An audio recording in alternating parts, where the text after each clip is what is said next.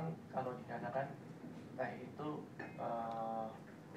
komoditi yang unik ya, bisa saya katakan unik. Tadi sudah dijelaskan oleh Pak Daud, memang secara future belum ada di dunia, tapi base-nya semua adalah SAS, gitu, sample approval. Nah, tapi intinya di sini Pak, di mana-mana di dunia ini produsen teh itu kebanyakan petani Pak. Itu intinya dulu. Di Indonesia aja yang agak unik. Nah, dengan bahwa banyak produsen terbesar ini adalah BUMN. Gitu. Namun lahan terbesarnya adalah petani Pak, rakyat.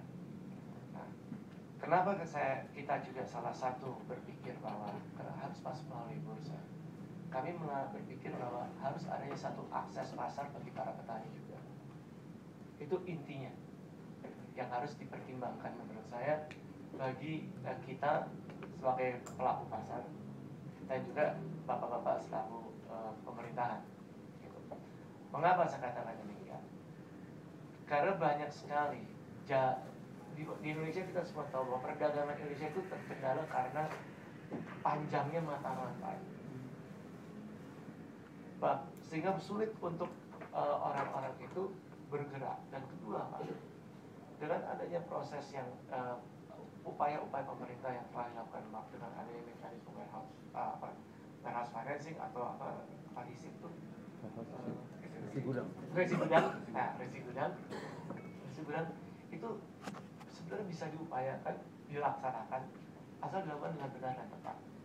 Nah, kami melihat bahwa itu merupakan suatu potensi ke depan untuk bisa dijalankan secara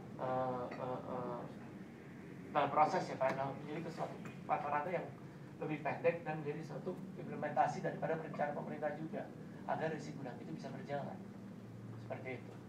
Nah, kita semua tahu petani-petani teh di Indonesia saat ini semua bukan hanya teh Indonesia tapi komoditi lah, petaninya banyak kepada tengkulak yang membayar duluan. Kami melihat dengan adanya upaya pasar dan juga keterbukaan kepada akses pasar dan akses kepada pembiayaan, yang mana kalau kita siapkan mekanisme ini dengan tepat, ini bisa berjalan Pak. Itu yang kami lihat sebenarnya. Nah, untuk bisa memulai dan memecahkan ice block ini, kami memang melihat, kenapa kita tidak mengalihkan apa yang sudah berjalan sekarang dielektronikkan terlebih dahulu sebelum kita masuk kepada mekanisme secara future berjangkanya. Kalau dikatakan apakah bisa Pak future dijalankan, menurut hemat kami bisa Pak. Kenapa saya katakan demikian? Saya sebagai selalu pasar, kami trader ya Pak ya.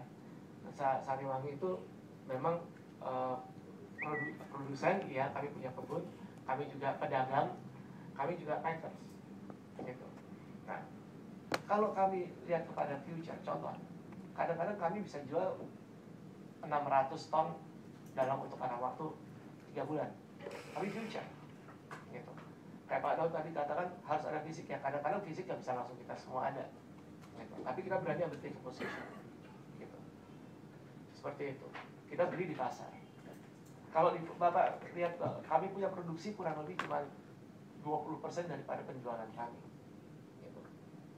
Berarti 80% kami harus beli di pasar. Terserap Pak, gitu. Nah, ini yang kita lihat bahwa proses untuk menuju kepada pasar berjalan bisa, tapi harus bertahap ya Pak ya. Saya katakan kembali harus bertahap, karena ini satu proses yang kita breakthrough dulu. Karena komoditi teh itu komoditi yang menurut kami itu paling jelimet, karena gradingnya juga banyak. Namun komoditi yang banyak menyangkut soal kehidupan masyarakat besar, itu baik dari perkebunan, pedagangnya itu sendiri. Dan dengan adanya ini kita bisa membawa pedagang-pedagang lokal untuk masuk ke ranah seperti ini, sehingga apa keuntungan bagi pemerintah? Ya NPWP Pak, perpajakan terbuka, gitu. Itu yang kami juga lihat.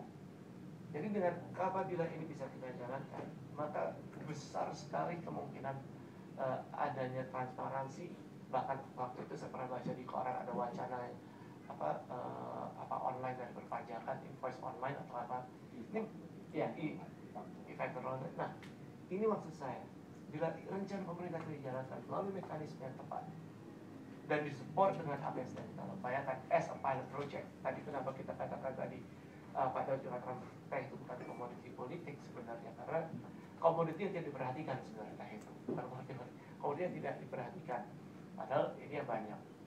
Dan kita bisa jalankan, Pak, yang namanya Jawa Barat itu produsen teh terbesar nasional dan 7 terbesar di dunia, pernah 3 terbesar di dunia, dan Sri Lanka yang lebih kecil daripada Jawa Barat itu produsen terbesar, nomor 3 terbesar dunia saat ini dengan kualitasnya pada internasional.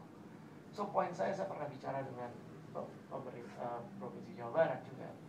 Kalau Jawa Barat hanya berpikir fokus dengan ini komoditi aja, hidup Pak, hidup. Gitu. Kenapa saya katakan demikian? Saya bilang Jawa Barat sudah pernah melakukan melalui tekstil, gagal. Waktu itu garment gagal. Sepatu Cibaduyut siapa yang kenal, jeblok juga.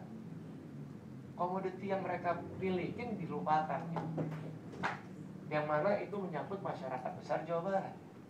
Nah, kami dengan rasa melihat keprihatinan ini, kami berupaya Pak. Kami tahu memang bukan easy job bagi Aspektindo, bukan an easy job. Tapi kami melihat ini bukan hanya sisi dari bisnisnya saja, tapi kami melihat ini dari sisi social impact-nya apa dan kepentingan kedepannya apa. Itu yang kami lihat. Jadi kami sebenarnya memang sangat berharap bisa mendapatkan dukungan besar dari bapak-bapak dan ibu-ibu yang ada di sini, supaya kita bisa memulai, sehingga bila ini berjalan, komoditi yang lain bisa terinfluence dan masuk ke dalam mekanisme yang sedang kita upayakan. Sekian dan terima kasih dari saya.